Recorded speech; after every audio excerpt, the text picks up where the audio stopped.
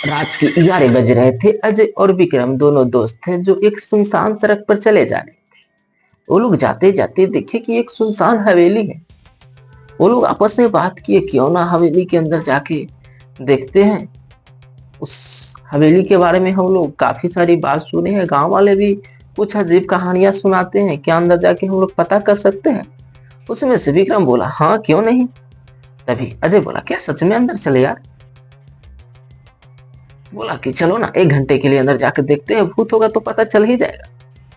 अजय और विक्रम दोनों तैयार होके हंसी मजाक करते ही हवेली के अंदर प्रवेश की। लेकिन हवेली बहुत ही अंधेरा और खौफनाक था। उस हवेली के अंदर जाते ही अजीब सी बदबू आने लगी, जैसे कोई सड़ा हो, कोई जीव या कोई आदमी, जैसे कोई गंध आता है ना, अजीब सी गंध आने लगी। ये सब देखकर वो तो बोले कि हवेली में कोई आता नहीं तो ये कैसा चीज। उसमें से विक्रम बोला, यार कोई चूहा हुआ मर गया होगा या कोई बिल्ली उल्ली मरी होगी, इसलिए ये ऐसी गंध आ रही है। चलो चलते हैं अंदर। वो लोग जैसे ही एक धूल भरी पूरा अंधेरा कमरा था, उस कमरे के अंदर जैसे ही वो लोग पांव धरे, अचानक हवेली का मेन दरवाजा बंद। अजय डर गया और बोला, अरे यार ये दरवाजा किसने बंद किया? विक्रम बोला, अरे यार हवा से बंद हो गया। वो लोग हवेली के अंदर जाके इधर उधर देख रहे हैं, अजीब सी तस्वीर लगी हुई थी, धूल भरी मकड़ी की पूरी जाल ही जाल थी।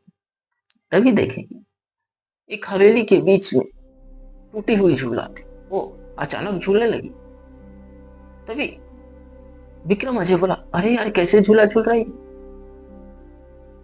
चर चर की आवाज आ रही थी।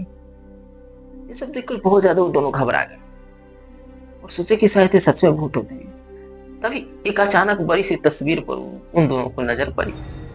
वो तस्वीर ही बहुत ही खास था, क्योंकि वो तस्वीर एक धुंधली सी लौक रही थी, वो औरत की थी। वो औरत जैसे लग रही थी कोई रानी, रानी जैसी थी, और उसकी आंख पूरा सफेद थी। वो लोग देखे तस्वीर को, हाथ लगा कर देखे साफ किए तो एक सुंदर सी औरत की तस्वीर थी। तभी एक अचानक सी आवाज आई, अजय और विक्रम तुम दोनों आ गए, मुझे मालूम था तुम दोनों आओगे। ये सब वो दोनों सोच पड़ गए, अरे यार मैं इसे तो जान पा, इधर कभी आया नहीं, आज पहली बार ये दोनों हम लोग का नाम कैसे जानते हैं? तभी अचानक आया, तुम क्या सोच रहे हो? हमें तुम्हारा नाम मालूम नहीं चले?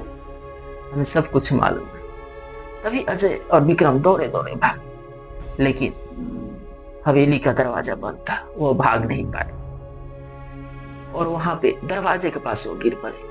तभी उस तस्वीर से वह औरत निकल कर जैसे हवा में तैर रही हो और उसके पास आ गई और अजय को पकड़ के जैसे एक भालू जैसे खून चूसता है, वैसे अजय का खून वो चूसने लगी। और वहीं पे वो अजय एक निर्जीव बूढ़े प्राणी की समान उस जमीन पर गिर गया।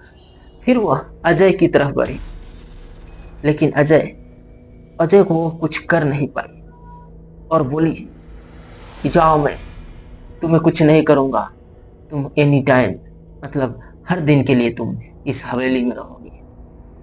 अजय चाहकर भी वहां हवेली से वो बाहर नहीं निकल पा रहा था, क्योंकि दरवाजा खुल ही नहीं रहा था।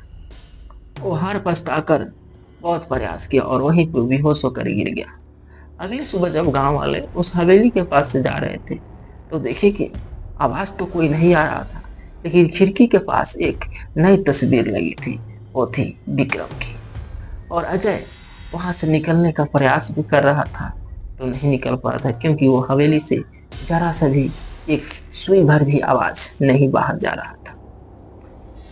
अगली ही रात फिर अजय का होश आया और देखा कि जो एक औरत थी वो हजार एक जैसी औरत दिखाई दे रही थी उस हवेली में। कोई इधर काम कर रहा है तो कोई उधर काम कर रहा है, सब आपस में काम कर रहे हैं, आपस में बात कर रहे हैं, और अजय से कोई नहीं बात कर रहा था। अजय सब देखकर घबरा गया। उस दिन तो देखे थे कि ये आज इतनी सारी कैसी हो गई। तभी उसमें से फिर तस्वीर से वो निकली औरत और बोली, यह मेरी कहानी है, मैं तुझे कहानी सुनाता हूँ। वो कहानी सुनाई। हम लोग काफी साल पहले, यह हवेली एक मेरे पतिदेव राजकुमार राव का था। हम लोग बहुत खुशी और शांति से रह रहे थे। तभी एक राजा आया और हमारे पतिदेव को मार डाला और हम सभी रानियों को मार डाला। उसी दिन से हम और हमारे पति का इसी हवेली में आत्मा भटकते रहता है, लेकिन कोई नहीं मुझे बचाने आया। ये सब कहानी सुनकर बोले, तो उसमें से अजय बोला कि तुम्हें क्या बिगाड़ा हूँ, मेरा दोस्त क्या बिगाड़ा था कि तुम मेरे दोस्त को मार डाला और मुझे मारने के पीछे पड़ गए। वो रही थी, मुझे एक आदमी की जरूरत है जो मुझे देखभाल करे। बोले वो बोला बोली ले अजय बोला, अरे यार तुम्हारे पास तो इतना आदमी है, फिर मेरा जरूरत क्या है। वो बोली रानी कि नहीं, मुझे एक जिंदा इंसान की जरूरत है जो इस हवेली को देख रेख और साफ सुथरा रखे। अजय बोला कि ठीक है मैं साफ सुथरा रखूंगा, लेकिन मुझे छोड़ दो। तभी रानी उस हवेली से अजय को जाने दिया और अजय एनी टाइम आकर वहां पे साफ सफाई करता रहा। यहीं पे कहानी समाप्त होती है।